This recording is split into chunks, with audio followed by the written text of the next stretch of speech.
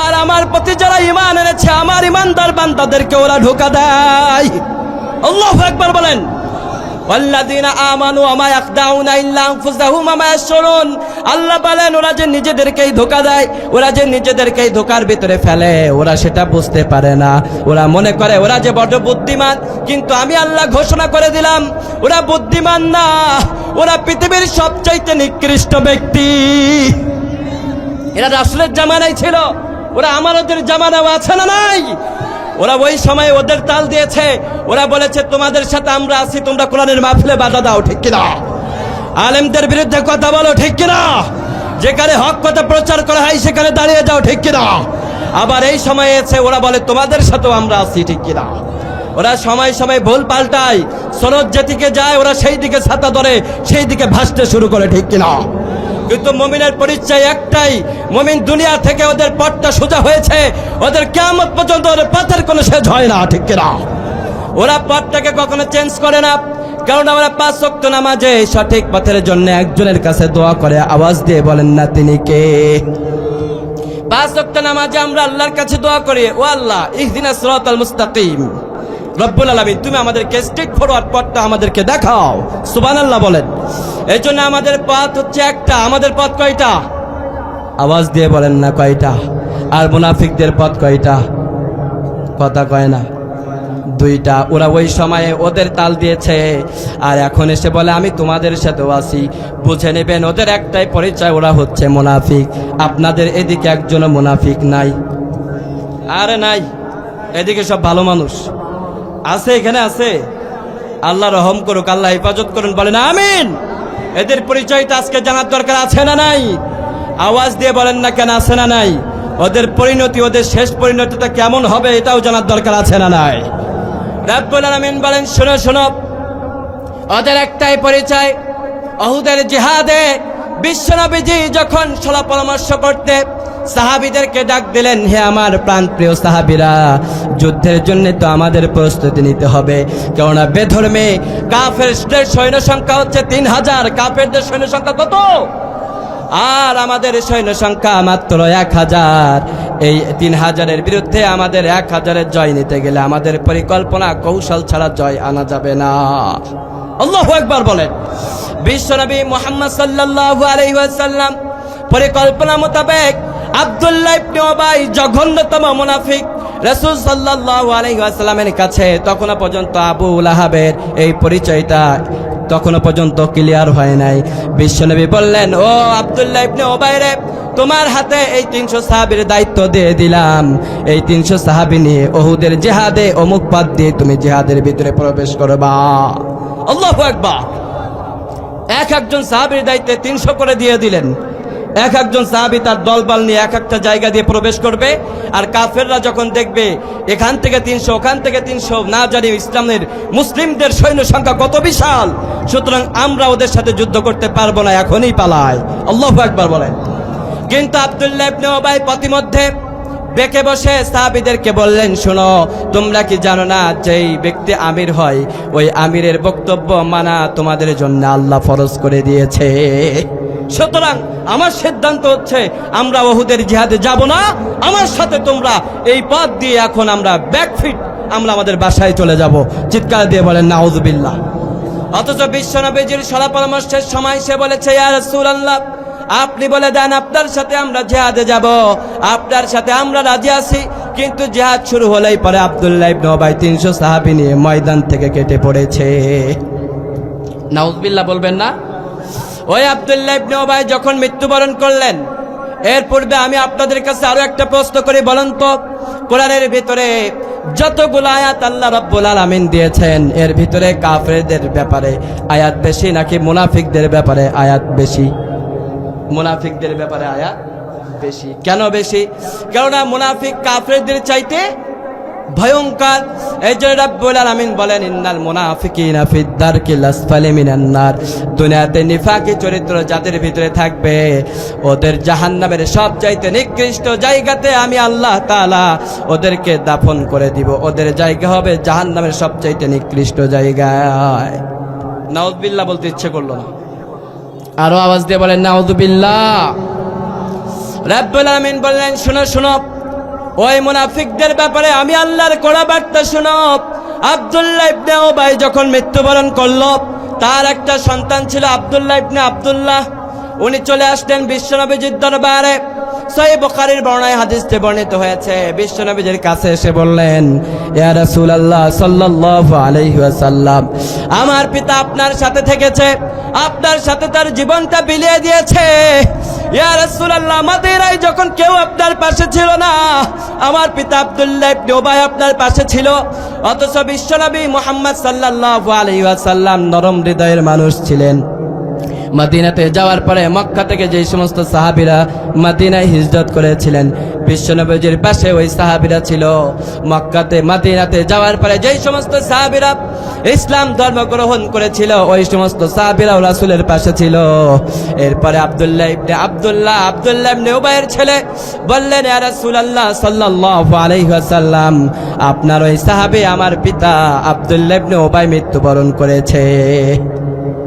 ইয়া রাসূলুল্লাহ, আমার পিতা তো মৃত্যুবরণ করেছে, কিন্তু আমার পিতার একটা স্বপ্ন ছিল, তার মৃত্যুর পরে জানাজার নামাজটা আপনি নিজে নবী পড়াবেন। আল্লাহু আকবার বলতে ইচ্ছে করলো না। বিশ্বনবী বললেন, ঠিক আছে তুমি যাও। আব্দুল্লাহ ইবনে আব্দুল্লাহ বলল, ইয়া রাসূলুল্লাহ, আমি তো খালি হাতে যাব না। আমার পিতা মৃত্যুর আগে বলেছে, ও আমার পুত্র সন্তান, বিশ্বনবীজির কাছে যাবা, আর রাসূল সাল্লাল্লাহু আলাইহি ওয়াসাল্লামের কাছে যে তার কাছে বলবা, ইয়া রাসূলুল্লাহ, আমার পিতা মৃত্যুর আগে বলে দিয়েছে আপনার একটা জুব্বা দিয়ে তার দাফন কাজটা সম্পূর্ণ করাতে। ইয়া রাসূলুল্লাহ, আপনার একটা পরনের জুব্বা আমাকে দিয়ে দেন, আমার পিতাকে এই জুব্বা দিয়ে দাফন কাজ সম্পূর্ণ করব। মুনাফিকের নেতা আব্দুল্লাহ ইবনে উবাই মৃত্যুর পরে, খেয়াল করে শুনবেন ভাইরা আমার, মৃত্যুর পরে রাসূল সাল্লাল্লাহু আলাইহি ওয়াসাল্লামের জুব্বা দিয়ে তার দাফন কাজ সম্পূর্ণ করা হলো। এবার বিশ্বনবীজি সাল্লাল্লাহু আলাইহি ওয়াসাল্লাম জানাজার নামাজের জন্য উঠে দাঁড়ালেন। পাশে বসা সবচাইতে গরম সাহাবী সাইয়েদনা ওমর রাদিয়াল্লাহু তাআলা আনহু। সাইয়েদনা ওমর বললেন, ইয়া রাসূলুল্লাহ, আপনি কই যান? ওগো বিশ্বনবী, আপনি কই যান? বিশ্বনবী বললেন, আমার সাহাবী আব্দুল্লাহ ইবনে উবাই মৃত্যুবরণ করেছে, আমি তার জানাজার নামাজ পড়ার জন্য প্রিপারেশন নিচ্ছি। এখনই আমি যাব তার জানাজার নামাজটা সম্পূর্ণ করাতে। সাইয়েদনা ওমর বললেন, না, আপনি যেতে পারবেন না। হাদিসের ভিতরে এসেছে, সাইয়েদনা ওমর রাদিয়াল্লাহু তাআলা আনহু বিশ্বনবীজি যে চাদর মোবারক পরেছিলেন, ওই চাদর মোবারকটা ধরে সাইয়েদনা ওমর রাদিয়াল্লাহু তাআলা আনহু টান দিয়ে বললেন, ইয়া রাসূলুল্লাহ, খবরদার, ওই মুনাফিকদের নেতা আব্দুল্লাহ ইবনে উবাইয়ের জানাজার নামাজ আপনি নবী কখনো পড়াতে পারবেন না। আল্লাহু আকবার বলেন। আল্লাহ রাব্বুল আলামিন সাইয়েদনা ওমর রাদিয়াল্লাহু তাআলা আনহুর এই সিদ্ধান্তের উপরে কোরআনের আয়াত নাজিল করে দিয়েছেন। সুবহানাল্লাহ বলেন। এজন্য বিশ্বনবী সাল্লাল্লাহু আলাইহি ওয়াসাল্লাম এবারে তিনি প্রিপারেশন নিয়ে সাইয়েদনা ওমরের কথা শুনলেন না। তিনি বললেন, ও গো ওমর, তুমি আমাকে বাধা দাও কেন? অথচ রব্বুল আলামিন তো বলেছে, ইস্তাগফির লাহুম আও লা তাস্তাগফির লাহুম ইন তাস্তাগফির লাহুম ৭০ মাররা ফালা ইয়াগফিরুল্লাহু লাহুম। চিৎকার দিয়ে বলেন আল্লাহু আকবার। আল্লাহ রাব্বুল আলামিন তো বলে দিয়েছেন, ও ওমর, তুমি আমাকে বাধা দাও কেন? আল্লাহ রাব্বুল আলামিন তো বলে দিয়েছেন, ইস্তাগফির লাহুম আসলা তাস্তাগফির লাহুম ইন তাস্তাগফির লাহুম ৭০ মাররা। ইয়া রাসূলুল্লাহ, ওদের জন্য যদি আপনি ৭০ বারও ক্ষমা প্রার্থনা করেন, আমি আল্লাহ ৭০ বারের বেশি ক্ষমা প্রার্থনা করলেও পারে ওদের জন্য কোনো দোয়া কবুল হবে না। কারণ ওদের একটাই পরিচয়, ওরা দুনিয়াতে মুনাফিক ছিল, ঠিক কিনা? বিশ্বনবী জানাজার নামাজ পড়াতে চলে গেলেন। আল্লাহ রাব্বুল আলামিন সাইয়েদনা জিবরিলকে বললেন, ও জিবরিল, তুমি চলে যাও, কারণ আমার নবী দুজাহানের বাদশা বিশ্বনবী যদি জানাজার নামাজের জন্য নিয়ত করে ফেলে, আমি আল্লাহ তো আমার নবীর দোয়া ফিরাতে পারবো না। সাইয়েদনা ওমর রাদিয়াল্লাহু তাআলা আনহু রাসূলের সাথে চলে গেলেন। সাইয়েদনা বিশ্বনবী মুহাম্মদ সাল্লাল্লাহু আলাইহি ওয়াসাল্লাম জানাজার নামাজের জন্য যখন এই নিয়ত করে ফেললেন, ওদিকে জিবরিল আমিন আলাইহিস সালাতু ওয়াসসালাম রাসূলের কাছে এসে ওহী নাজিল করে বললেন, ইয়া রাসূলুল্লাহ, খবরদার, এখানেই থেমে যান, আপনি আল্লাহু আকবার বলেন। ইস্তাগফির লাহুম আও লা তাস্তাগফির লাহুম, আল্লাহ তো জানিয়ে দিয়েছেন, ইস্তাগফির লাহুম, আপনি ওদের জন্য ক্ষমা চান, আও লা তাস্তাগফির লাহুম, আর ক্ষমা নাই চান, দুইটাই সমান। সুবহানাল্লাহ বলেন। অতএব আপনাকে আল্লাহ জানিয়ে দিয়েছে, আপনি ৭০ বার না, কিয়ামত পর্যন্ত যদি মুনাফিকদের জন্য আপনি ক্ষমা চান, আপনার ওই ক্ষমাটাকে আল্লাহর কাছে অ্যাপ্রুভ করা হবে না। ওগো নবী, মুনাফিকদের জন্য কোনো দোয়া আপনি করতে পারবেন না, কারণ একজন নিষেধ করেছে। আওয়াজ দিয়ে বলেন না তিনি কে? অথচ মুনাফিক মানুষগুলা মৃত্যুর পরে ইমাম সাহেবরে 100 টাকা দিয়া, 500 টাকা দিয়া, যারা ইসলামের সারা জীবন ভর ইসলামের বিরুদ্ধে চক্রান্ত করেছে, এই নাস্তিকগুলা যখন মৃত্যুবরণ করে ওদের সন্তানরা 500 টাকা দিয়ে ইমাম সাহেবরে ডেকে নিয়ে আসে কবরের পাশে দাঁড় করে একটু দোয়া করানোর জন্য। এমন মানুষ আছে না নাই? আর ইমাম সাহেবরা দোয়া করে মন ভইরা, সন্তান না কাঁদলেও ইমাম সাহেব কিন্তু একবারে খারাপ অবস্থা করে ফেলায়, আছে না নাই? আল্লাহ বলেন খবরদার এই কাজও করবা না, কারণ ওদের কবরের সামনে দাঁড়িয়েও দোয়া করতে আল্লাহ নিষেধ করেছে। বিশ্বনবী যখন এই আব্দুল্লাহ ইবনে উবাইয়ের দাফন কাজটা সম্পূর্ণ করেছেন, যখন এই তাকে মাটি চাপা দেওয়া হয়েছে, যখন কবরস্থ করা হয়েছে, এরপরে বিশ্বনবীজি ওর কবরের পাশে দাঁড়ালেন। আল্লাহ রাব্বুল আলামিন বললেন, ওয়ালা তুসাল্লি আলা আহাদিম মিনহুম মাতা আবাদা ওয়ালা তাকুম আলা কবরি। ইয়া রাসূলুল্লাহ সাল্লাল্লাহু আলাইহি ওয়াসাল্লাম, খবরদার, ওয়ালা তুসাল্লি আলা আহাদিম মিনহুম মাতা আবাদা, ওদের মধ্যে কোন মুনাফিক যদি মৃত্যুবরণ করে, আপনাকে রাসূলকে আমি জানিয়ে দিলাম, ইয়া রাসূলুল্লাহ খবরদার, কোন মুনাফিক মৃত্যুর পরে ওদের কবরের সামনে আপনি দোয়ার নিয়েতে ওদের কবরের সামনে আপনি দাঁড়াতে পারবেন না। এখন বলেন তো, নবী দোয়া করলে যদি আল্লাহ নিষেধ করেন, খবরদার মুনাফিকদের দোয়ার নিয়েতে আপনি কবরের জন্য, কবরের সাথে ওদের জন্য দোয়া করার জন্য আপনি দাঁড়াতে পারবেন না। আমাদের সমাজের হাজার হুজুরদেরকে ডেকে নিয়ে যদি মুনাফিকদের কবরের সামনে দাঁড় করিয়ে আল্লাহর কাছে প্রার্থনা করা হয়, বলুন তো ওদের কবরটা কি, কবরের আযাব কি মাফ হয়ে যাবে? স্বয়ং রাসূল সাল্লাল্লাহু আলাইহি ওয়াসাল্লামকে আল্লাহ নিষেধ করেছেন, ওয়ালা তুসাল্লি আলা আহাদিম মিনহুম মাতা আবাদাও ওয়ালা তাকুম আলা কবরি, খবরদার মুনাফিকরা মৃত্যুর পর ওদের কবরের সামনে আপনি দোয়ার নিয়েতে দাঁড়াতে পারবেন না। স্বয়ং রাসূলকে যদি আল্লাহ নিষেধ করেন, আর আপনি হুজুর কোথায় আছেন? কথা কন না কেন? এর জন্য মুনাফিকদের জন্য দোয়া করতে নিষেধ করেছে কে? আওয়াজ দিয়ে বলেন না কে? এর জন্য মুনাফিকদের জন্য দোয়া করা যাবে না। এই জন্য আল্লাহ রাব্বুল আলামিন বললেন, বান্দারে আমি আল্লাহ তো তোমাদেরকে জানিয়ে দিলাম, খবরদার মুনাফিকদের জন্য দোয়া করবা না। আর আমি আল্লাহ তো তোমাদেরকে সৃষ্টি করলাম শুধুমাত্র একমাত্র আমি আল্লাহর ইবাদতের জন্য। ওয়ামা খালাকতুল জিন্না ওয়াল ইনসা ইল্লা লিয়াবুদুন। রাব্বুল আলামিন বললেন, আমি আল্লাহ তো তোমাদেরকে, জিন এবং মানুষদেরকে তো আমি আল্লাহ রাব্বুল আলামিন শুধুমাত্র আমার ইবাদত আর বন্দেগী করার জন্য সৃষ্টি করেছি। চিৎকার দিয়ে বলেন সুবহানাল্লাহ। অথচ আমাদের সমাজে কিছু মানুষ আছে, দেখবেন ওরা মনে করে আল্লাহর প্রতি মনে হয় ঈমান আনলেই মনে হয় আমরা সাকসেস হয়ে যাব, ঠিক কিনা? আল্লাহর প্রতি ঈমান এনেছে, মসজিদে 5 ওয়াক্ত নামাজে গিয়েছে, দুনিয়ার কোনো ভালো কাজের সাথে তার কোনো সম্পর্ক নাই, সারা জীবন পর ইসলামের বিরুদ্ধে কাজ করেছে, আবার নামাজও পড়ে।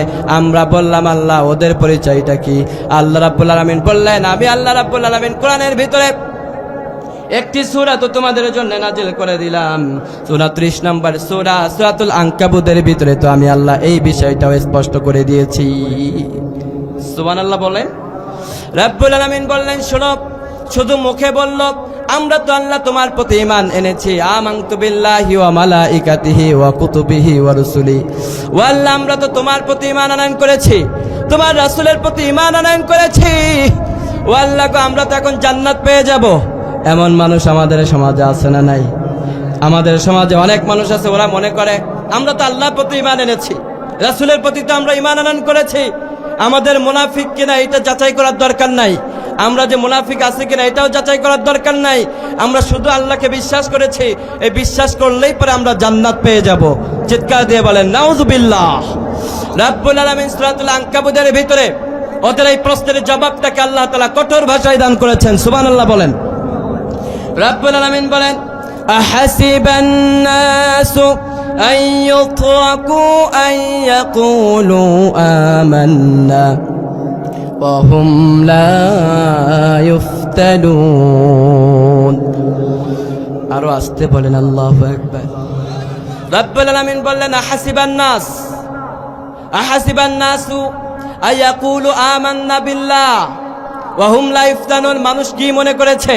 আহাসিবান নাস, মানুষ কি মনে করেছে আইয়ুতরাকু আইয়াকুলু আমান্না বিল্লাহ, ওরা শুধু মুখে একবার বলল ও আল্লাহ আমরা তো তোমার প্রতি ঈমান আনয়ন করেছি, ওয়া হুম লা ইফতানুন, আর মুখে বলেছে আল্লাহ তোমার প্রতি ঈমান আনয়ন করেছি, ওয়া হুম লা ইফতানুন, আর ওদেরকে ছেড়ে দেয়া হবে নাকি?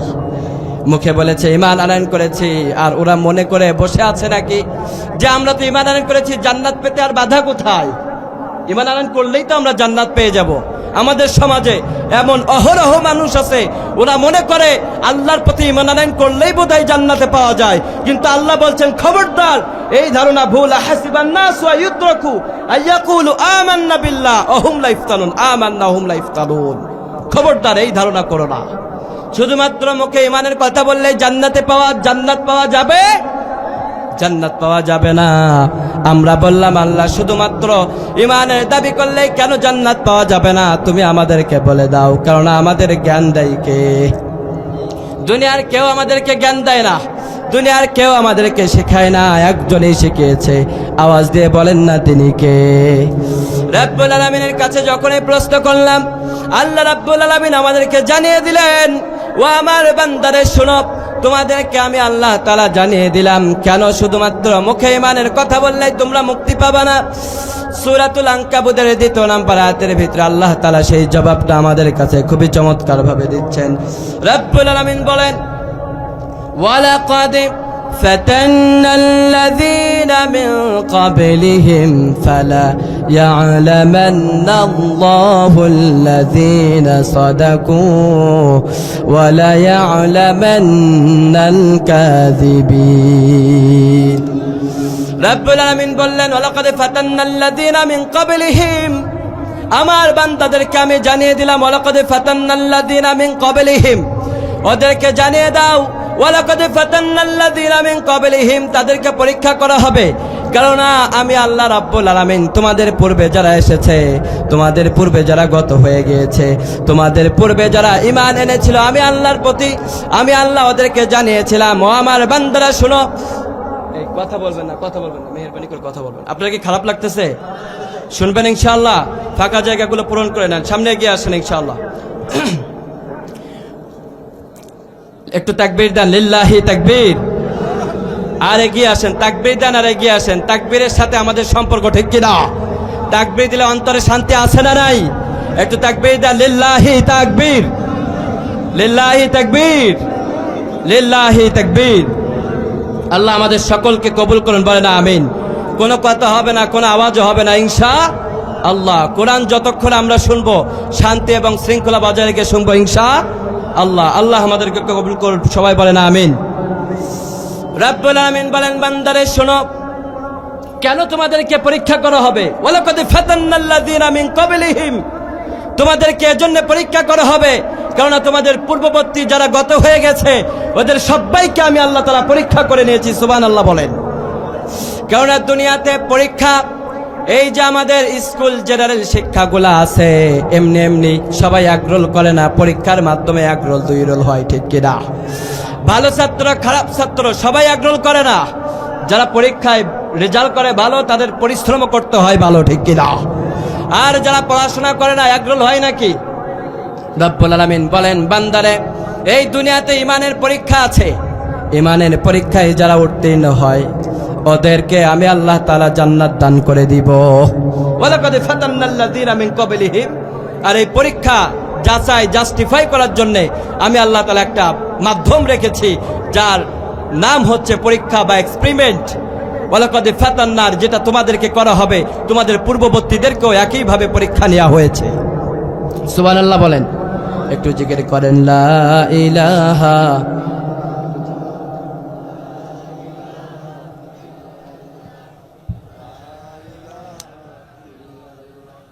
গরম পানি মিশাল দাও, এটার মধ্যে গরম পানি দাও, হালকা দিলে হবে।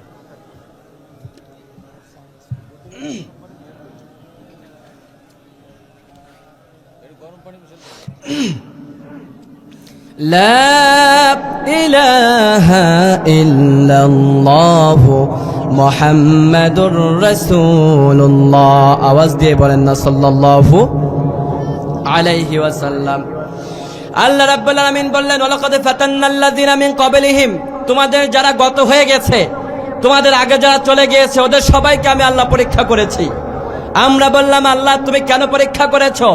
রব্বুল আলামিন বলেন ফাতান্না আল্লাযীনা মিন ক্বাবলিহিম ফালায়া'লামান্না আল্লাহুল্লাযীনা সাদাকু ওয়া লায়া'লামান্নাল কাযিবিন। ওয়ালাকাদ ফাতান্না আল্লাযীনা মিন ক্বাবলিহিম ফালায়া'লামান্না আল্লাহুল্লাযীনা সাদাকু।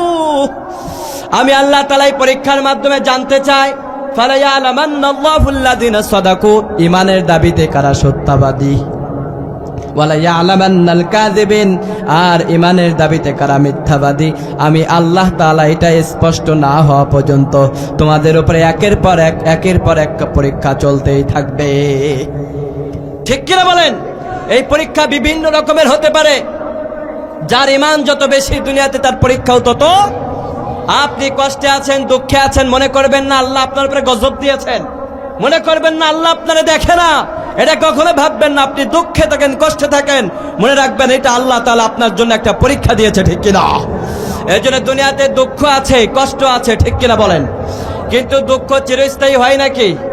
দুঃখ চিরস্থায়ী হয় না। পৃথিবীতে সুখও চিরস্থায়ী হয় না।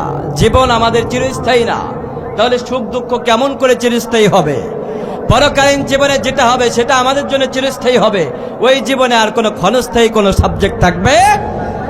এই জন্য রব্বুল আলামিন বলেন এই ক্ষণস্থায়ী জীবনে আমি আল্লাহ তাআলা পরীক্ষার মাধ্যমে জানতে পারি ফালায়া'লামান্না আল্লাহুল্লাযীনা সাদাকু, ঈমানের দাবিতে কারা সত্যবাদী আর ঈমানের দাবিতে কারা মিথ্যাবাদী। সুবহানাল্লাহ বলেন।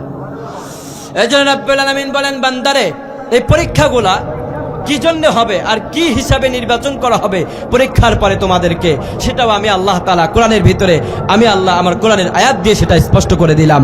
আওয়াজ দিয়ে বলেন না আলহামদুলিল্লাহ। এবার রব্বুল আলামিন বলেন ওয়ালা নাবিলুওয়ান্নাকুম হাত্তা না'লামাল মুজাহিদিনা মিনকুম ওয়াস-সাবিরিন। আল্লাহ রাব্বুল আলামিন বললেন ও আমার বান্দারে ওয়ালা নাবিলুওয়ান্নাকুম হাত্তা না'লামাল মুজাহিদিন, যতক্ষণ পর্যন্ত আমি আল্লাহ নিজে এটা স্পষ্ট হতে না পারবো। এ কথা কার? যতক্ষণ পর্যন্ত আমি আল্লাহ নিজে এটা শিওর না হতে পারবো ঈমানের দাবিতে কারা সত্যবাদী আর কারা মিথ্যাবাদী, ততক্ষণ পর্যন্ত পরীক্ষা চলতে থাকবে। ওয়ালা নাবিলুওয়ান্নাকুম হাত্তা না'লামাল মুজাহিদিন, যতক্ষণ পর্যন্ত আমি আল্লাহ জানতে না পারবো ঈমানের দাবিতে কারা মুজাহিদ আর কারা ধৈর্যশীল, ততক্ষণ পর্যন্ত ওয়ানাবিলু আখবারাকুম, আমি আল্লাহ তোমাদের পরীক্ষা নিতেই থাকবো, খবর নিতেই থাকবো। একের পর একবার দুঃখ আসবে, কষ্ট আসবে, কিন্তু যারা হতাশ হয়ে যায় ওরা কখনো মুমিন হতে পারে না। আওয়াজ দিয়ে বলেন ঠিক কিনা? এই জন্য দীর্ঘ 17টা বছর এদেশের উলামায়ে কেরামরা হতাশ হয়ে যায় নাই। একের পর এক দুঃখ কষ্ট এসেছে, ওরা হাল ছেড়ে দেয় নাই। যত দুঃখ কষ্ট এসেছে ওরা সেটাকে সাইয়েদনা ওমরের মতো, সাইয়েদনা খুবাইব আর খাব্বাবের মতো ওর উপরে বহাল তবিয়াতে থেকে ঈমানের উপরে ইস্তেকামত থেকে সেটাতে উত্তীর্ণ হয়ে ঈমানের সর্বোচ্চ পরিচয় দিয়ে জীবনটাকে বিলিয়ে দিয়েছে। আওয়াজ দিয়ে বলেন না ঠিক কিনা?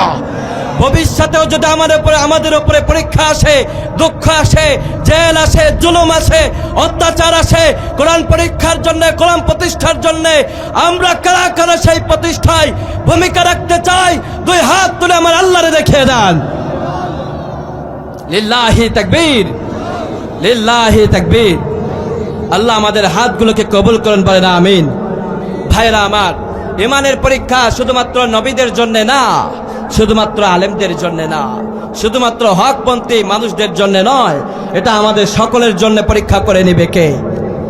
আপনি যেই দল করেন না কেন, আপনি জামাত ইসলাম করেন, আপনার উপরে পরীক্ষা আছে না নাই? আসতে বলেন, কেন আছে না নাই? আপনি আওয়ামী লীগ করেন, আপনার উপরে পরীক্ষা আছে না নাই? বিএনপি করেন, আপনার উপরে পরীক্ষা আছে না নাই? কিন্তু মনে রাখবেন, পরীক্ষা ঈমানের ভিত্তিতে পরীক্ষা হয়। পরীক্ষা কিসের ভিত্তিতে হয়? আওয়াজ দিয়ে বলেন না, কিসের ভিত্তিতে হয়? ঈমান যার যত বেশি তার পরীক্ষাও তত বেশি। এজন্য জেল জুলুম অত্যাচারে মুমিনরা হতাশ হয়ে যায় না। ওরা জানে রাত যত গভীর হয় শুবে সাদিকের সময় ঘনাতে থাকে। ওরা জানে মায়ের কোলে শিশুর পেটের ব্যথা যত বাড়তে থাকে তত বেশি তার নিরাময়ের সময় ঘনাতে থাকে। ওরা জানে গর্ভবতী একজন মহিলার পেটের ব্যথা যত বাড়তে থাকে পৃথিবীতে নতুন মেহমান আসার সময় ততই ঘনাতে থাকে, ঠিক কিনা? এই জন্য জমিনে হকপন্থী ওলামা আর হকপন্থী মানুষদের উপরে জুলুম নির্যাতন যত বাড়তে থাকে ওই জমিনে বিজয়ের নিশায় তত সমাগম এবং আকাশে আসতে থাকে, ঠিক কিনা? এই জন্য মুমিনরা কত হতাশ হয়ে যায় না, ওরা অপেক্ষায় থাকে, কারণ চূড়ান্ত বিজয়টা আল্লাহ তাদের পক্ষেই দিয়ে দেয়, ঠিক কিনা? এই জন্য আমরা কখনো হতাশ হব না। আবারও জালিম আসতে পারে, আবারও কোনো জালিম আমাদের উপরে মাথা চড়া দিতে পারে, কিন্তু আমরা হতাশ হয়ে যাব না। সব বাধা বিন্যকে কোরআনের মাধ্যমে আমাদেরকে উত্তীর্ণ হতে হবে। রাজি আছেন সবাই? ইনশাআল্লাহ বলেন। এই জন্য রাব্বুল আলামিন বলেন, ওয়ালা তাহিনু ওয়ালা তাহজানু ওয়া আনতুমুল আ'লাউনা ইন কুনতুম মুমিনিন। রাব্বুল আলামিন বলেন, ওয়ালা তাহিনু ওয়ালা তাহজানু, আমার মুমিন যারা ওরা কখনো হতাশ হয়ে যায় না, ওরা কখনো হাল ছেড়ে দেয় না। ওয়া আনতুমুল আ'লাউনা, ওরা জানে আমি আল্লাহ ওদের উপরে বলে দিয়েছি। ওরা যদি আমি আল্লাহর উপরে থেকে কোরআনের উপরে থেকে কোরআন প্রতিষ্ঠার যদি ভূমিকা রাখতে চায়, জীবন চাই যাবে, রক্ত চাই রক্ত দিব, জীবন চাই জীবন দিব, ফ্যামিলি চাই ফ্যামিলি ত্যাগ করে দিব, আল্লাহর কোরআনকে বাস্তবায়ন করে আমরা ছাড়বো, ঠিক কিনা? আল্লাহ রাব্বুল আলামিন বললেন, ওয়ালা তাহিনু ওয়ালা তাহজানু, এজন্য মুমিনরা কখনো হতাশ হয়ে যায় না, ওরা জানে আমি আল্লাহ ওদের পক্ষে আছি। সুবহানাল্লাহ বলেন। ওয়া আনতুমুল আ'লাউনা ইন কুনতুম মুমিনিন, এবং চূড়ান্ত বিজয়টা আমি আল্লাহ রাব্বুল আলামিন, ওরা আমি আল্লাহর প্রতি ঈমান আনার কারণে, ঈমান রাখার কারণে চূড়ান্ত বিজয়টা আমি আল্লাহ তাআলা ওদের পক্ষেই দান করে দিই। আরো আস্তে কোন সুবহানাল্লাহ, আরে আস্তে কোন সুবহানাল্লাহ। এই জন্য ঈমানের পথে কষ্ট আছে না নাই? আস্তে বলবেন না, আছে না নাই? সাইয়েদনা বেলাল রাদিয়াল্লাহু তাআলা আনহু কত কষ্ট সহ্য করেছেন। ও মেয়ে, আপনি আমি কত কষ্ট সহ্য করেছি। এমনিতেই আমরা একটু কষ্ট পেলেই হাল ছেড়ে দিই, আমরা মনে করি মনে হয় পৃথিবীটা আমাদের জন্য জাহান্নাম হয়ে গেছে, নরক হয়ে গেছে। ও মেয়ে, হাল ছেড়ে দেওয়া যাবে না, কেননা এই মানের পরীক্ষায় উত্তীর্ণ হতে গেলে পরীক্ষাটা আমাদের জন্য সহজ হবে না, ঠিক কিনা? বিশ্বনবী তার হাদিসের ভিতরে বলেছেন, আসাদুন নাস বালা আল আনবিয়া সুম্মা সালিহুনা ফাসসালিহুন। চিৎকার দিয়ে বলেন আল্লাহু আকবার। বিশ্বনবী তার হাদিসের ভিতরে বলেছেন, এই পৃথিবীতে আসাদুন নাস বালা আল আনবিয়া, সবচাইতে কঠিন পরীক্ষার সম্মুখীন হন নবীরা। সুবহানাল্লাহ বলেন। সবচাইতে কঠিন পরীক্ষার সম্মুখীন হন কারা? নবীরা। এই জন্য সাইয়েদনা ইব্রাহিম আলাইহিস সালাতু ওয়াস সালাম আমাদের জাতির পিতা ছিলেন, ওনার পরীক্ষা সহজ ছিল না কঠিন ছিল? উনি একজন মুশরিকের ঘরে জন্ম নিয়েছিলেন, ওনার পিতা মুশরিক ছিল, ঠিক কিনা বলেন? ওখান থেকে সারভাইভ করাটা কোনো সহজ বিষয় ছিল না, ঠিক কিনা? আমরা মুসলিমদের ঘরে পিতা মুসলিম, দাদা মুসলিম, মা মুসলিম, কিন্তু ওই মুসলিমের ঘরে জন্ম না একজন আবু জাহেল, ঠিক কিনা? কোরআন সহ্য করতে পারে না, তাফসীর মাহফিলগুলো সহ্য করতে পারে না। তাফসীর মাহফিলের জন্য তাদের কাছে গেলে বলে, তোরা গান দে, যা লাগে আমি দিব, কিন্তু তাফসীর মাহফিলের বেলায় গুটিয়ে নেয়। এমন ডাকাত আমাদের সমাজে আছে না নাই? ওরা মুসলিম পরিবারের জন্ম নিয়েছে ঠিক, কিন্তু ওদের চরিত্রে ইব্রাহিমের চরিত্র নাই, ওদের চরিত্র আছে ইবলিসের চরিত্র, ঠিক কিনা? ওদের সাথে আমাদের কোনো সম্পর্ক, আমাদের সম্পর্ক থাকবে সাইয়েদনা ইব্রাহিমের সাথে, ঠিক কিনা? কারণ আমাদের আদি পিতা, আমাদের জাতির পিতা সাইয়েদনা আদম আলাইহিস সালাতু ওয়াস সালাম, আমাদের জাতির পিতা অন্য কেউ হতে পারে না। মুসলমানরা সর্বশক্তি আওয়াজ দিয়ে বলেন না, আমাদের জাতির পিতা কে? এই যে জাতির পিতা নিয়ে একটা সময় বিভিন্ন ঝামেলা ছিল কিনা? জাতির পিতা কেউ যদি প্রতিষ্ঠা করতে চায়, মত কি প্রতিষ্ঠা হয়ে যায় নাকি? চাইলেও কেউ জাতির পিতা হতে পারে না, কারণ জাতির পিতা সিলেক্টেড করেন কে? নবী যেমন আল্লাহ সিলেক্টেড করেন, জাতির পিতা আল্লাহ সিলেক্টেড করেছেন। কেউ যদি সিলেক্টেড করতে চায়, আল্লাহ তারে জুতার বাড়ি দিয়ে নাস্তামাবুদ করে দেয়। আওয়াজ দিয়ে বলেন না, ঠিক কিনা? এই যে জাতির পিতা প্রতিষ্ঠা করার দায়িত্ব কার? আওয়াজ দিয়ে বলেন না, কার? জাতির পিতা এমনি এমনি হওয়া যায় না ভাই, জাতির পিতা হতে গেলে একটু পরীক্ষা দিতে হয়। কেমন পরীক্ষা দিয়েছিলেন আপনার আমার জাতির পিতা সাইয়েদনা ইব্রাহিম আলাইহিস সালাম? মুশরিকের ঘরে জন্মগ্রহণ করেছেন, ছোট্টবেলার থেকেই তিনি দেখেছেন তার নিজের পিতা নিজের হাতে মূর্তি তৈরি করে আর ওইগুলোর কাছে সে মাথা নত করে। নাউজুবিল্লাহ বলেন। সাইয়েদনা ইব্রাহিম আলাইহিস সালাম ধীরে ধীরে বড় হলেন, আর নিজের ভিতরে কনফিউশন তৈরি হলো। নিজে যেই মূর্তিটা তৈরি করে এই মূর্তির কাছে আবার মাথা নতও করে। আচ্ছা, আপনারা বুদ্ধিদীপ্ত ভাবে প্রশ্নের জবাবগুলো দেন। আপনি একটা জিনিস তৈরি করেছেন, ওই জিনিসের রব আপনি না সে? কথা কন না কেন? আপনি একটা মূর্তি তৈরি করেছেন, মূর্তির স্রষ্টাকে আপনি না? কিন্তু যেই মূর্তি আপনি নিজে তৈরি করেছেন সেই মূর্তির কাছে মাথা নত করলে সেই মূর্তি আপনার কেমন করে স্রষ্টা হয়, ঠিক কিনা বলেন? সাইয়েদনা ইব্রাহিম আলাইহিস সালামের মনের ভিতরে কনফিউশন জাগলো, আসলেই তো যে আমারে সৃষ্টি করে না, আমি যারা সৃষ্টি করলাম কেমন করে সে আমার রব হয়? ধীরে ধীরে প্রশ্ন জাগলো। অমুসলিম ভাইয়েরা এটা নিয়ে কষ্ট নেবেন না, আমি আমাদের কোরআন থেকে বলছি, ঠিক কিনা? রব্বুল আলামিনের পবিত্র কোরআনের ভিতরে কথাগুলা গাইড করে দিয়েছেন, সুবহানাল্লাহ বলেন।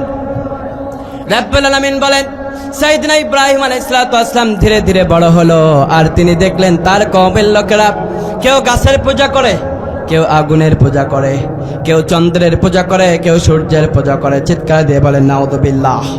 চারিদিকে শুধু জাহিলিয়াত আর জাহিলিয়াত। সাইয়েদনা ইব্রাহিম আলাইহিস সালাম যেদিকেই তাকায় সেদিকেই জাহিলিয়াত। চিৎকার দিয়ে বলেন নাউযুবিল্লাহ। সাইয়েদনা ইব্রাহিম আলাইহিস সালাম আশার বাণী পাওয়ার জন্য একজনের কাছে দোয়া করেছিলেন। আওয়াজ দিয়ে বলেন না তিনি কে?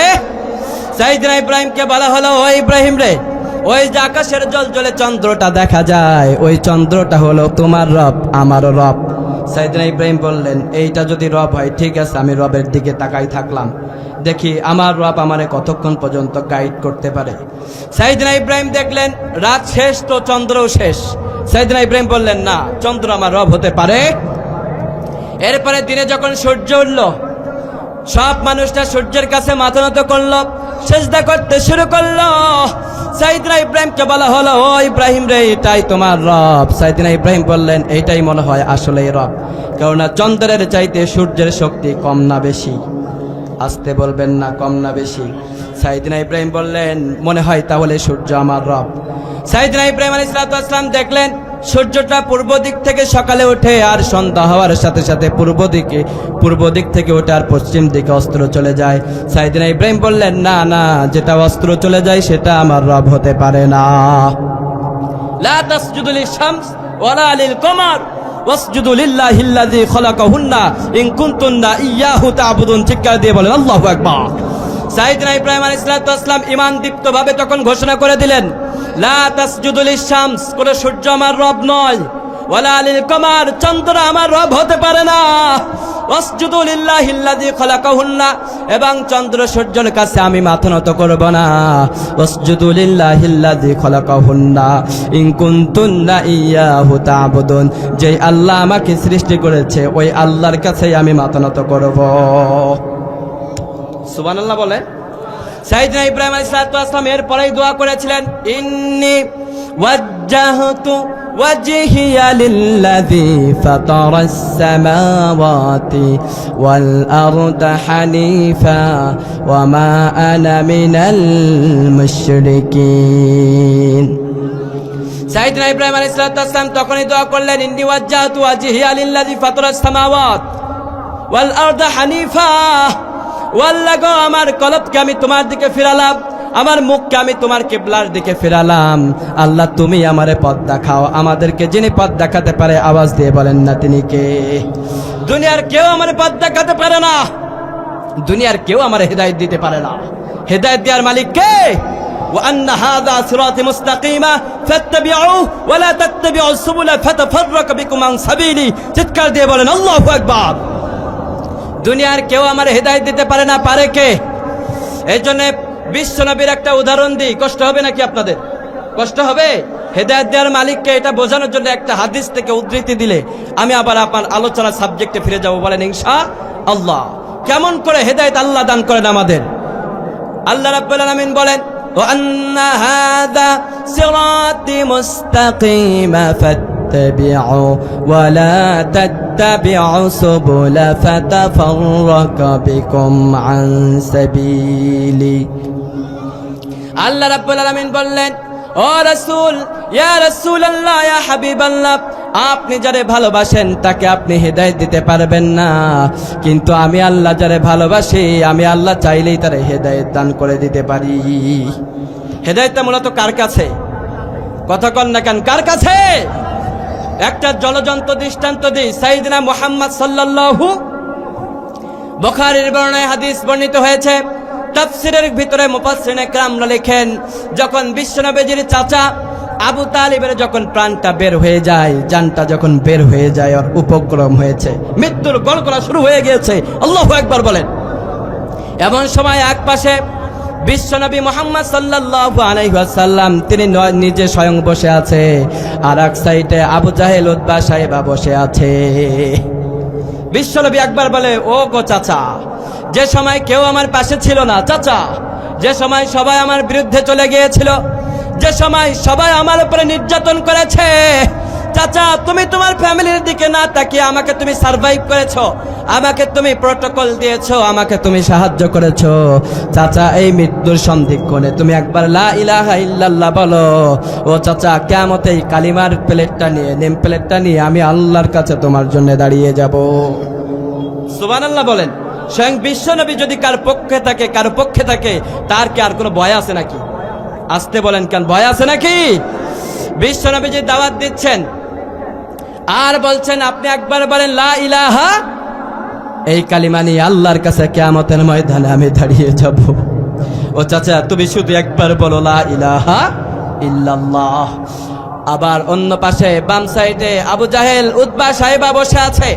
আবু জাহেল আর উতবা সাহেবা কয়, ও আবু তালিব, সারা জীবন আমাদেরকে লিড দিয়েছেন আব্দুল মুত্তালিবের ধর্মের থেকে, আপনি আপনার মতটা সরাবেন না। আবু তালিব একবার রাসূলের দিকে তাকায়, আর একবার আবু জাহেলের দিকে তাকায়। নাউযুবিল্লাহ বলেন। যেখানে স্বয়ং বিশ্বনবী দাওয়াত দিচ্ছেন, ওইখানে যদি হাতে হাত থেকে সেদিন আবু তালেব ইসলাম ধর্ম গ্রহণ করে ফেলাতো, তার কি আর ভয় থাকতো নাকি? বিশ্বনবীজি আবার দাওয়াত দিলেন, চাচা গো, শুধু একবার বলো লা ইলাহা ইল্লাল্লাহ, আমি তোমার জন্য দাঁড়িয়ে যাব। আবার আবু জাহেল কয়, ও আবু তালেব, তুমি ইসলাম ধর্ম গ্রহণ করবা না, তাহলে আমরা মনে করব তুমি একজন ভীতু মানুষ, মৃত্যুর ভয়ে তুমি মুহাম্মাদের প্রতি ঈমান আনয়ন করেছো। কিন্তু শেষ পর্যায়ে আবু তালেবের ঈমান আনয়ন করার সৌভাগ্য হলো না। সে বলল, আনা আব্দুল মুত্তালিব, আনা মিল্লাতে আব্দুল মুত্তালিব, আমি আব্দুল মুত্তালিবের দিনের উপরে রয়ে আমার জীবনের শেষ নিঃশ্বাস ত্যাগ করে দিলাম। নাউযুবিল্লাহ বলতে পারলেন না। আল্লাহ রাব্বুল আলামিন সাথে সাথে জানিয়ে দিলেন, ইয়া রাসূলুল্লাহ সাল্লাল্লাহু আলাইহি ওয়াসাল্লাম, আন্না হাযা সিরাত মুস্তাকিমা ফাত্তাবিউহু।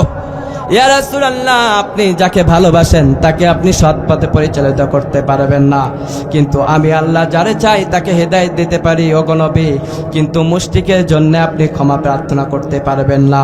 এই ঘটনা দিয়ে একটাই বুঝালাম আপনাদেরকে, হেদায়েতের মালিক স্বয়ং আল্লাহ। আল্লাহ যদি কাউরে হেদায়েত দিতে না চান, দুনিয়ার কেউ তারে হেদায়েত দিতে পারে নাকি?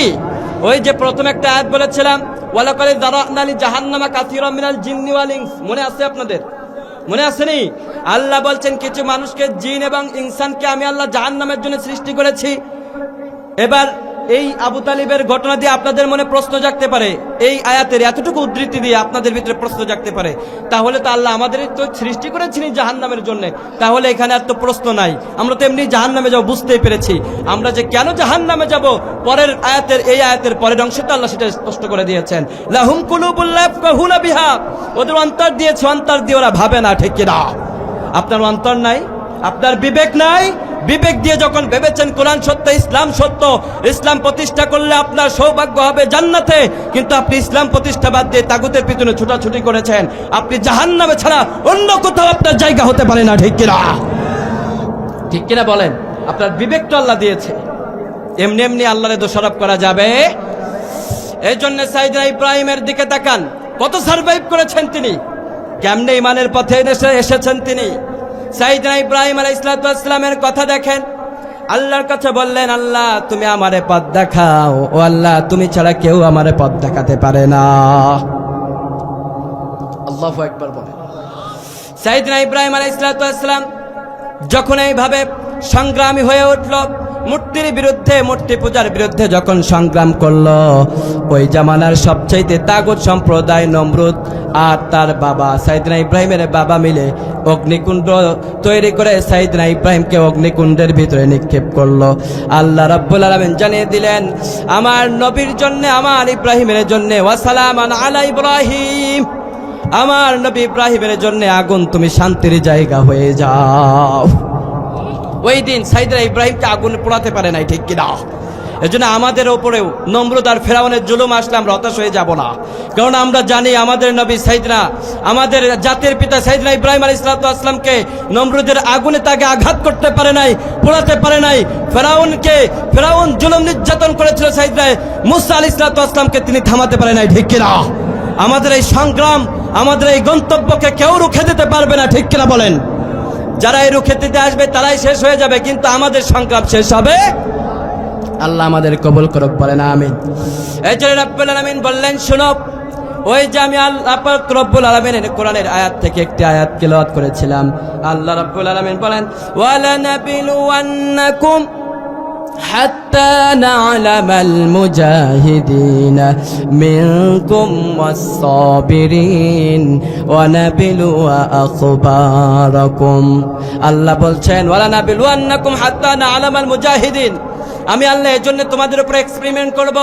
আমি আল্লাহ জানতে চাই কারা ইমানের দাবিতে মুজাহিদ আর কারা সত্যবাদী, কারা ধৈর্যশীল। অনাবিল আখবারাকুম, পরীক্ষা ততক্ষণ পর্যন্ত চলবে যতক্ষণ পর্যন্ত আমি আল্লাহ তোমাদের বিষয় ক্লিয়ার না হতে পারবো। মনে আসেনি আপনাদের, না খেয়া বলাইছেন? মনে আছে? আমরা বললাম, আল্লাহ পরীক্ষা কেমন করে হবে তুমি আমাদেরকে জানাও, কারণ দুনিয়ার জমিনে যত পরীক্ষা হয় সাবজেক্টগুলো আমাদের কাছে স্পষ্ট থাকে না, স্পষ্ট থাকে? স্পষ্ট না? বাংলার উপরে পরীক্ষা হবে, ইংরেজির উপরে পরীক্ষা হবে, ভূগোলের উপরে পরীক্ষা হবে, ইংলিশ দ্বিতীয় পত্রের উপরে পরীক্ষা হবে, আমাদের কাছে সব স্পষ্ট থাকে। আমরা বললাম, আল্লাহ দুনিয়ার জমিনে যত পরীক্ষা আছে সব তো আমাদের কাছে স্পষ্ট করে দেয়া হয়েছে। ও আল্লাহ, তুমি যে আমাদের পরীক্ষা নিবা ওই পরীক্ষার সাবজেক্টগুলো আমাদের কাছে স্পষ্ট করে দাও। সুবহানাল্লাহ বলতে পারলেন না? রব্বুল আলামিন বললেন, আমার বান্দারে তোমাদের কাছে সাবজেক্টগুলো স্পষ্ট করে দিলাম আমি আল্লাহ তাআলা। সূরাতুল বাকারার ভিতরে 2 নম্বর সূরা, সূরাতুল বাকারার 155 নম্বর আয়াতের ভিতরে আল্লাহ রাব্বুল আলামিন আমাদেরকে সেই সাবজেক্টগুলো স্পষ্ট করে দিয়েছেন। আপনি পরীক্ষা দিবেন, সাবজেক্ট যদি না জানেন তাহলে আপনি কি পরীক্ষা দিতে পারবেন নাকি? কথা কন না কেন? পারবেন নাকি? আপনি পরীক্ষার হলে গিয়েছেন, আজকে আপনি জানেনই না যে আপনার কি পরীক্ষা, আপনি কি পরীক্ষা দিতে পারবেন? এর জন্য সাবজেক্টগুলো জানতে হবে। আল্লাহ রাব্বুল আলামিন বলেন, وَلَنَبْلُوَنَّكُمْ بِشَيْءٍ مِّنَ الْخَوْفِ وَالْجُوعِ وَنَقْصٍ مِّنَ الْأَمْوَالِ وَالْأَنفُسِ وَالثَّمَرَاتِ وَبَشِّرِ الصَّابِرِينَ।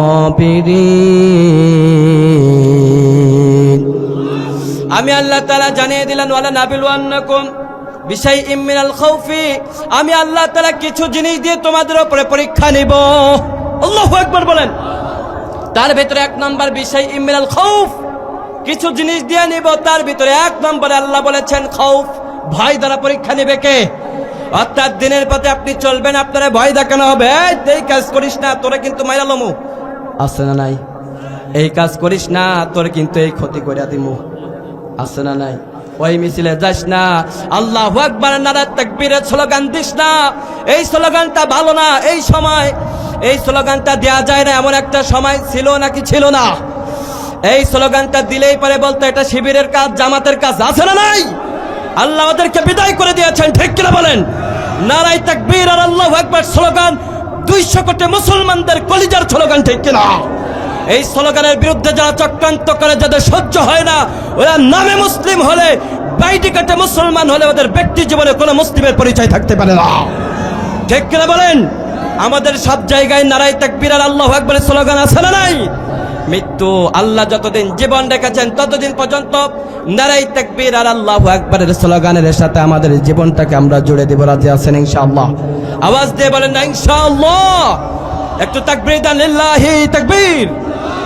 রব্বুল আলামিন বললেন, বান্দারে শোনো শোনো, ওয়ালানাবিলুয়ান্নাকুম বিশাইইম মিনাল খাউফ, কিছু জিনিস দিয়ে তোমাদেরকে পরীক্ষা করা হবে। কথা কার? 1 নম্বরে ভয়, খাউফ। 1 নম্বরে তোমাদেরকে ভয় দেখানো হবে, কারণ আমার নবীর সাহাবীদেরকে ভয় দেখিয়েছিল কাফেররা, ঠিক কিনা? আমাদেরকেও ভয় দেখানো হয় নাকি হয় না? আমরা হতাশ হয়ে যাই না, কারণ আমরা জানি কোরআনে আল্লাহ বলেছেন ওয়ালা তাহিনু ওয়ালা তাহজানু আনতুমুল আ'লাউনা ইন কুনতুম মুমিনিন। আমরা আল্লাহর কোরআনটাকে পড়েছি, জেনেছি, হতাশ হয়ে গেলে বিজয় আসে না, সামনে এগোনোর মাধ্যমেই বিজয় চলে আসে, ঠিক কিনা? আমরা সামনে এগোতে চাই। আমরা যে সামনে এগিয়েছি, আমাদের গন্তব্য যে সামনে দিয়েছি, আমরা এই গন্তব্যের পিছনে দিতে চাই। আধার তারাতে এসেছি আমরা, আমাদের নেই কোনো ভয়, ঠিক কিনা? আধার তারাতে এসেছি আমরা, আমাদের নেই কোনো ভয়। দিন কায়েমের পথে এগিয়ে যাব, দিন কায়েমের পথে এগিয়ে যাব, সত্যের একদিন হবে বিজয়। আধার তারাতে বলেন বলেন এসেছি আমরা, আমাদের নেই কোনো ভয়, ঠিক কিনা? আমাদের কোনো ভয় নাই, কারণ আমরা দেখেছি শাহাদাতের সিঁড়ি দেখেছি, আমরা শাহাদাতের সিঁড়ি বেয়ে এই পৃথিবীতে এসেছি, ঠিক কিনা? আমরা দেখেছি বিশ্বনবী মুহাম্মদ সাল্লাল্লাহু আলাইহি ওয়াসাল্লামের সাহাবীদেরকে ভয় দেখানো হয়েছিল, তারা হতাশ হয়ে যায় নাই, পথ ছেড়ে দেয় নাই, কালিমা ছেড়ে দেয় নাই, একটার পর একটা জুলুম করা হয়েছে, ঈমান ছেড়ে দেয় নাই, ইসলাম ছেড়ে দেয় নাই। আমাদেরকে জীবন বিলাতে হলেও জীবন বিলাবো, ইসলামটাকে আমরা ছাড়বো না, ঠিক কিনা? আল্লাহর নবীর সাহাবী সাইয়েদনা বেলাল ইবনুল বারা রাদিয়াল্লাহু তাআলা আনহু মিনাল খাউফ, এই আয়াতের তাফসীর শুনতে গেলে সাইয়েদনা বেলালের চাইতে আর কোন সাহাবীর জীবনে আমি খুঁজে পাই না, ঠিক কিনা? সাইয়েদনা বেলাল রাদিয়াল্লাহু তাআলা কত বেশি পরীক্ষা দিয়েছেন। সর্বপ্রথম ইসলাম হাতে গোনা কয়েকজন সাহাবী ইসলাম ধর্ম গ্রহণ করেছিলেন, তার মধ্যে তাদের সংখ্যা ছিল মোট 7 জন। আওয়াজ দিয়ে বলেন না কতজন? সর্বপ্রথম ইসলাম গ্রহণকারী সাহাবীদের সংখ্যা ছিল 7। এর ভিতরে সাইয়েদনা মুহাম্মদ সাল্লাল্লাহু আলাইহি ওয়াসাল্লাম আর তার সবচেয়ে কনিষ্ঠ বন্ধু আবু বকর রাদিয়াল্লাহু তাআলা আনহু, ওনারা 2 জন ছাড়া আর বাকি সবার এই নির্যাতন ভোগ করতে হয়েছে, ঠিক কিনা? কেননা বিশ্বনবীজির বংশমর্যাদা ছিল, আর আরবের তৎকালীন প্রথা ছিল বংশমর্যাদা যার যত ভালো তার কেউ কিছু বলতে পারবে না, তার কাছে যে কেউ উল্টাপাল্টা করতে পারবে না। আর আবু বকর রাদিয়াল্লাহু তাআলা আনহু সম্পদশালী ছিলেন, তার পিতা একজন সম্মানিত মানুষ ছিল, তার পিতা ওই সমাজের একজন বিচারক ছিল। এজন্য সাইয়েদনা আবু বকর রাদিয়াল্লাহু তাআলা আনহুর গায়েও কেউ ফুলের টেকা দেওয়ার সাহস পায় নাই। চিৎকার দিয়ে বলেন সুবহানাল্লাহ। কিন্তু সবচাইতে কষ্ট ভোগ করতে হয়েছে অন্য সাহাবীদের, হাতে গোনা 5 জন সাহাবী, ওই 2 জন বাদ দিয়া ওই 5 জন সাহাবীদের উপরে চলছে নির্যাতন আর জুলুমের স্টিম রোলার। চিৎকার দিয়ে বলেন নাউযুবিল্লাহ। তার ভিতরে 1 নম্বরে ছিলেন সাইয়েদনা বেলাল ইবনুল বারা রাদিয়াল্লাহু তাআলা আনহু। তিনি হাবশী একজন গোলাম ছিলেন, চেহারাই ছিল কালা, দেখতে কালা, কিন্তু অন্তরটাকে আল্লাহ সাদা করে দিয়েছেন। সুবহানাল্লাহ বলেন। হাবশী আদনা একজন সাহাবী ছিলেন, খুব গরিব ছিলেন, টাকা পয়সা ছিল না, শুধু পরনের একটা লুঙ্গি ছাড়া সাইয়েদনা বেলাল ইবনুল বারা রাদিয়াল্লাহু তাআলা আনহুর উপার্জনকৃত আর কিচ্ছু ছিল না। চিৎকার দিয়ে বলেন সুবহানাল্লাহ। এত সম্মান দান করেছেন আল্লাহ তাআলা। কিয়ামত পর্যন্ত সাইয়েদনা বেলালের জীবনী মানুষ পড়বে আর চোখের পানি ছেড়ে ছেড়ে কান্না করতে থাকবে। সুবহানাল্লাহ বলেন। এর চাইতে সম্মানিত জীবন আর হতে পারে? সাইয়েদনা বেলাল ইবনুল বারা রাদিয়াল্লাহু তাআলা আনহু ইসলাম ধর্ম গ্রহণ করেছিলেন যখন মক্কার অলিতে গলিতে, যখন বিশ্বনবীজির দাওয়াতে মুখরিত হয়ে উঠল, চারিদিকে যখন ইসলামের দামামা বেজে উঠল, মুহাম্মদ নবী প্রকাশিত হয়েছে, মুহাম্মদ নাকি সত্য দিন প্রকাশ করছে, মুহাম্মদ নাকি সত্য নবী, এই কথা যখন মক্কার অলিতে গলিতে ছড়িয়ে পড়ল, এর পূর্ব থেকে সাইয়েদনা বেলাল ইবনুল বারা রাদিয়াল্লাহু তাআলা আনহুর মনের ভিতরে একটা ইচ্ছা জাগলো, আর যাই হয়ে যাক না কেন, যেই দিন মুহাম্মদ প্রচার করেছে মক্কার ভিতরে, ওই দিনটাকে গ্রহণ করে আমি নিজেকে গর্বিত করে ফেলবো। সুবহানাল্লাহ বলেন। এর জন্য সাইয়েদনা বেলাল ইবনুল বারা রাদিয়াল্লাহু তাআলা আনহু চলে গেলেন বিশ্বনবীজির কাছে। সুবহানাল্লাহ।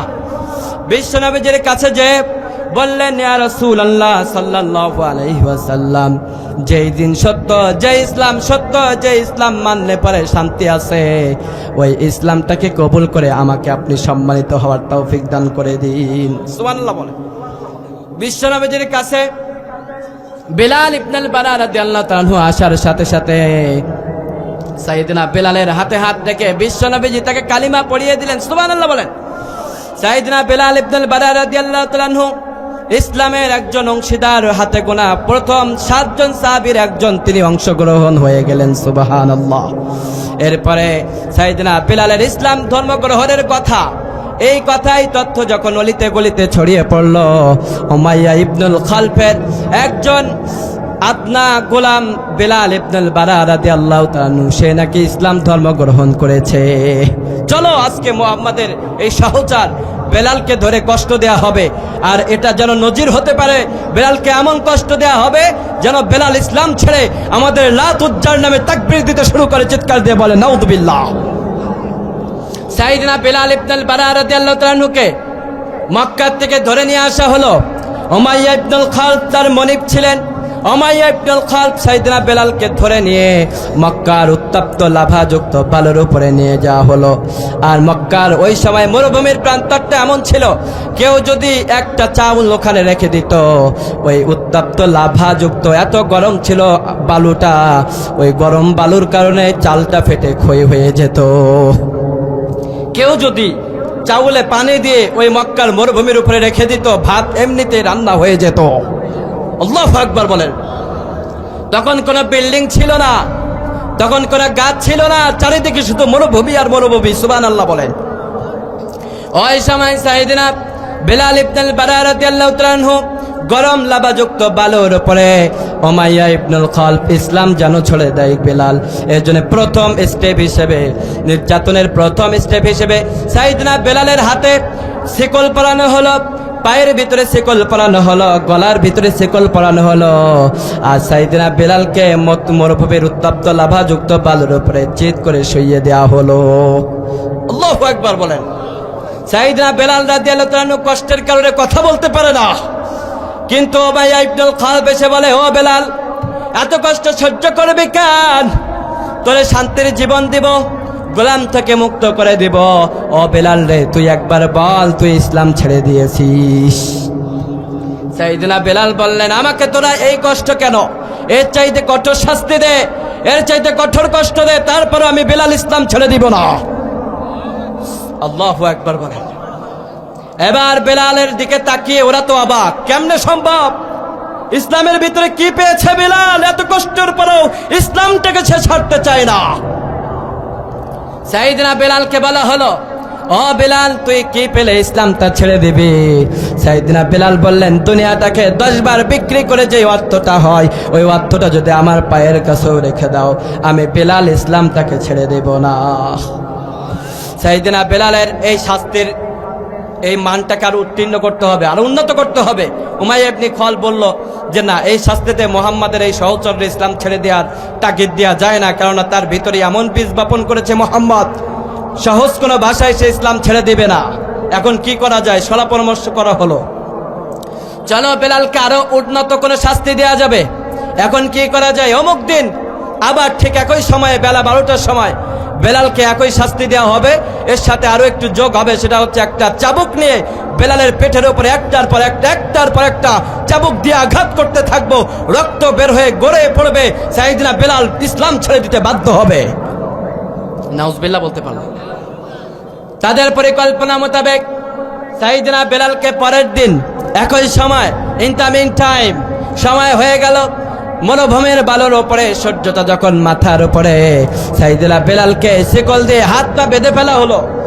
এবার সাইয়েদনা বেলালের উপরে একটার পর একটা চাবুক দিয়ে যখন আঘাত করা হলো, আর বলা হলো, বেলাল রে, ইসলাম ছেড়ে দাও, পিঠটা ফেটে রক্ত বাইর হতে থাকে, কিন্তু বেলাল একটাই জবাব দেয়, আহাদ, আল্লাহ আহাদ, আল্লাহ আহাদ। জীবন যতক্ষণ থাকবে ইসলামটাকে দূরে রাখতে পারবি না। এরপরে উমাইয়া ইবনে খালফ আরো অবাক, কেমনে সম্ভব? এত কষ্টের পরেও কেমন করে বেলাল আল্লাহর কথা বলে? এত কষ্টের পরেও কেমনে বেলাল ইসলামের উপরে ইস্তেকামত থাকে? ওদের তো মাথায় আর কাজ করে না। চিৎকার দিয়ে বলে আল্লাহু আকবার। উমাইয়া ইবনে খালফ আশ্চর্য হয়ে গিয়েছে, কেমনে বেলালকে ইসলাম থেকে বিমুখ করা যায়। এবার উমাইয়া ইবনে খালফ বলল, না, এমনি সম্ভব না, এই আযাব আর নির্যাতনটা আরো বাড়াতে হবে। এবার বেলালকে ধরে নিয়ে ওই লাভাযুক্ত গরম উত্তপ্ত লাভাযুক্ত মারুভূমির উপরে গলার ভিতরে একটা বেড়ি পরানো হলো। আর ছোট্ট ছোট্ট দুষ্ট বালকদের কাছে সাইয়েদনা বেলালের দড়িটা রশিদা দেওয়ার পরে বলা হলো, ও দুষ্ট বাচ্চারা, মক্কার অলিতে গলিতে সাইয়েদনা বেলালের এই নিথর দেহটাকে, এই দুর্বল এবং সংকীর্ণ জীর্ণ শীর্ণ শরীরটাকে নিয়ে মক্কার উঁচু নিচু পাহাড়ের উপর দিয়ে টেনে হিঁচড়ে তোমরা সামনের দিকে নিয়ে যেতে থাকো। আল্লাহু আকবার বলেন। ও মিয়া, এই যে রাস্তা আছে আপনাদের এইখানে, পিচের রাস্তা বা কি বলেন এটাকে, আপনাদের বাসায় কি বলেন? পাকা রাস্তা। এই পাকা রাস্তার উপরে কাউকে যদি গলায় বেড়ি পরিয়ে টানা হয়, তার শরীরের অবস্থা কেমন হবে? আর মক্কার ওই গরম লাভাযুক্ত পাথরের উপর দিয়ে ছোট্ট ছোট্ট বাচ্চাদের কাছে রশিটা দিয়ে বলা হলো, উঁচু নিচু পাহাড়ের উপর দিয়ে বেলাল রে টান, রক্ত বাইর হবে, বেলাল ইসলাম ছেড়ে দিতে বাধ্য হবে। চিৎকার দিয়ে বলেন নাউজুবিল্লাহ। সাইয়েদনা বেলালকে বলা হলো, বেলাল এখনো সময় আছে, ইসলাম ছেড়ে দাও। বেলাল বলেন, না, যতক্ষণ পর্যন্ত জীবন আছে ততক্ষণ পর্যন্ত আমি বেলাল ইসলাম ছেড়ে দেব না। সাইয়েদনা বেলালের গলায় রশিটা পরিয়ে মক্কার উঁচু নিচু ওই পাহাড়ের পাথরের উপর দিয়ে যখন টেনে হেঁচড়ে নিয়ে যাওয়া হলো, একটার পর একটা পাথরের সাথে ঘর্ষণ খায় আর সাইয়েদনা বেলালের শরীর থেকে চামড়াগুলা খসে খসে পড়তে থাকে, ছিলে যায় শরীরটা। এরপরে উমাইয়া ইবনে খালফ এসে বলে, ও বেলাল, কেমন লাগে এখন? এইবার তুই বল, এইবার তুই বল, লাত উজ্জার নামে শপথ কর, মুহাম্মাদের সাথে আর থাকবি না। বেলাল বলে, আল্লাহ আহাদ, কুল হু আল্লাহু আহাদ, কুল হু আল্লাহু আহাদ, আল্লাহ আহাদ, আল্লাহ আহাদ, আল্লাহ এক। চিৎকার দিয়ে বলেন আল্লাহু আকবার। বেলাল বলে, জীবন যতক্ষণ আছে, নিঃশ্বাস যতক্ষণ আছে, আল্লাহর পূর্ণাঙ্গ নাম না নিতে পারলেও আহাদ শব্দটা আমার শরীর থেকে তোরা মিটাতে পারবি না। উমাইয়া ইবনে খালফ তো আরো অবাক, কেমনে সম্ভব? এই বেলালকে নিয়ে আমরা এখন কি করতাম? সাইয়েদনা বেলালকে এবার আরো উন্নত শাস্তি দেওয়ার জন্য পরদিন আবার সাইয়েদনা বেলালের উপরে আরো নতুন করে শাস্তির এস্টিমেট সাজানো হলো। সাইয়েদনা বেলালকে বেঁধে ফেলা হলো একই নিয়মে। এবার সাইয়েদনা বেলালের উপরে বিশাল একটা ভারী পাথর চাপানো হলো। ওদিকে সূর্যর থেকে গরম তাপ দিচ্ছে, সূর্যটা মাথার মগজটা মনে হয় তকবক তকবক করে ফেটতে থাকে। ও মিয়া, গরমের সময় চৈত্র মাসে খোলা জমিতে যখন দাঁড়াবেন, দেখবেন আপনার পায়ের মাটিটা মনে হয় অগ্নি লাভাযুক্ত অগ্নিগিরির উপর আপনি দাঁড়িয়ে আছেন, ঠিক কিনা? সাইয়েদনা বেলাল ইবনে বারা রাদিয়াল্লাহু তাআলা আনহুকে ওই মরুভূমির উত্তপ্ত লাভাযুক্ত বালির উপরে দুপুর একটার সময় বেঁধে রেখে ওনার শরীরের উপরে গরম একটা বিশাল পাথরকে চাপিয়ে দিয়ে বেলালের ওই পাথরের উপরে আরেকজন কাফের দাঁড় করিয়ে বলা হলো, তো এখানে নাচতে থাক, আর বেলালের জম যতক্ষণ পর্যন্ত বের না হবে ততক্ষণ তোরা বেলালকে ছাড়বি না। চিৎকার দিয়ে বলেন নাউজুবিল্লাহ। আরো আওয়াজ দিয়ে বলেন নাউজুবিল্লাহ। সাইয়েদনা বেলালের পরিকল্পনা মোতাবেক বেলালকে বাঁধা হলো, আর বুকের উপরে বিশাল একটা পাথর দিয়ে এই বুকের উপরে এইভাবে চাপা দিয়ে উপরে একজন লোকটাকে ডান্স করতে শুরু করলো। সাইয়েদনা বেলাল আর কথা বলতে পারে না, বেহুশ হয়ে যায় একবার, আর চাপের কারণে এই শাস্তির কারণে একবার জ্ঞান ফিরে আসে, আবার বেহুশ হয়ে যায়। যখনই বেহুশ থেকে হুশ ফিরে আসে, সাইয়েদনা বেলালের মুখ থেকে একটাই শব্দ বাহির হয়, আহাদ আহাদ আহাদ। চিৎকার দিয়ে বলেন আল্লাহু আকবার। সাইয়েদনা বেলালকে ওই দিন ইসলাম থেকে দূর করতে পারে নাই। আমাদের উপরে যত জুলুম নির্যাতন আসুক, আমাদেরকে ইসলাম থেকে দূর করা যাবে না ইনশাআল্লাহ, ঠিক কিনা বলেন? সাইয়েদনা বেলালের ওই সময় এইভাবে উপরে ডান্স করতে থেকে সাইয়েদনা বেলাল কথা বলতে পারে না। এই নির্যাতন দেখার পরে বিশ্বনবী সাইয়েদনা আবু বকর রাদিয়াল্লাহু তাআলা আনহুকে বললেন, ও বেলাল, ও আবু বকর, আমার সাহাবী বেলাল তো অনেক কষ্ট সহ্য করতেছে, ওর বিষয় তো আমাদের একটা সিদ্ধান্ত নেওয়া দরকার। সুবহানাল্লাহ বলেন। সাইয়েদনা আবু বকর রাদিয়াল্লাহু তাআলা আনহু কিছু অর্থের বিনিময়ে সাইয়েদনা বেলালকে মুক্ত করে নিলেন, কিন্তু সাইয়েদনা বেলাল রাদিয়াল্লাহু তাআলা আনহু মৃত্যুর আগ পর্যন্ত তাকে যে কষ্ট দেওয়া হয়েছিল, এই দাগগুলা কখনো আর মুছে যায় নাই। আল্লাহু আকবার বলেন। ও মিয়া, ইমানের পথটা সহজ হয় না। ইমানের পথে চলতে চান, ইমানের পথটা ফুল বিছানো পথের উপর দিয়ে আসে না। ইমানের পথে আছে কাটা, রক্ত, জীবন, এগুলা উত্তীর্ণ করে ইমানের পথে আপনাকে ইস্তেকামত থাকতে হবে, ঠিক কিনা? ইমানের পথ কাটাই ভরা, ফুল বিছানো নয়। এই পথে তায়েফ বদর উহুদ বালাকোট কারবালা পাড়ি দিতে হয়। ইমানের পথ কাটাই ভরা ফুল বিছানো নয়। ঠিক না? ইমানের পথটা কখনো ফুল বিছানো থাকে না। এই জন্য রব্বুল আলামিন বললেন, পরীক্ষা তোমাদের কয়েকটা বিষয়ের উপরে হবে। এই সাবজেক্টগুলো জানার পরে আলোচনা শেষ করে দেবো ইনশাআল্লাহ। অনেক রাত হয়েছে তো, তাই না? এখন রাত বাজে কয়টা? 12টা বেজে 55 মিনিট। অনেক সময় হয়ে গিয়েছে ইনশাআল্লাহ। এই পরীক্ষার সাবজেক্টগুলো জানানোর পরে আমি শেষ করে দিব। 1 নম্বর সাবজেক্ট হচ্ছে মিনাল খাউফ, দিনের পথে ভয় দেখানো হবে। কিন্তু মুমিনরা ভয়টাকে তারা আমলে নেয় না। তারা জানে ভয় দেখানো হবে, কিন্তু ভয়টাকে উঠতে তারা সামনে এগিয়ে চলে যেতে পারে। ঠিক কিনা? 2 নম্বরে রব্বুল আলামিন বললেন মিনাল খাউফি ওয়াল জুই, এই পথে যদি তোমরা চলতে চাও তোমাদের চাকরি কেড়ে নেওয়া হবে। তুই জামাতের লোক, তুই শিবির করিস, তোর চাকরির থেকে বরখাস্ত করা হবে। ঠিক কিনা? দীর্ঘ যাবৎকাল এদেশের হকপন্থী ওলামা এবং হকপন্থী মানুষদের উপরে এই একটি ট্যাগ দিয়ে তাদের রিজিক থেকে বঞ্চিত করেছে জালিমরা। ঠিক কিনা? তাদেরকে বলেছে তোরা শিবির করিস, তোদের করে চাকরি টাকরি কিচ্ছু নাই। ঠিক কিনা বলেন? আবার অনেক নেতারা আছে আলহামদুলিল্লাহ, অনেক ভালো মানুষ। ইভেন আপনাদের এই এলাকার কিছু ভাইদের কথা বলতেই হয়। ওনার নামটা যেন কি, আমরা যে বাসাতে ছিলাম, হ্যাঁ, খায়রুল হোসেন বাবু।